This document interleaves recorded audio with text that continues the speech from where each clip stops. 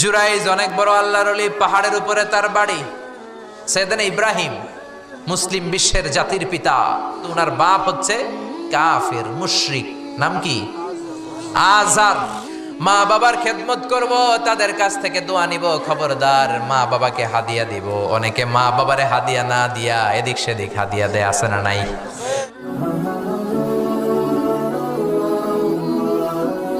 বিষ্ণু বলেন জান্নাতে স্পেশাল দুইটা দরজা আছে, একটার নাম আব্বা, আরেকটার নাম আম্মা।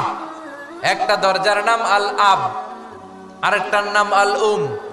এই দুইটা দরজা আমাদের ঘরে আছে না নাই?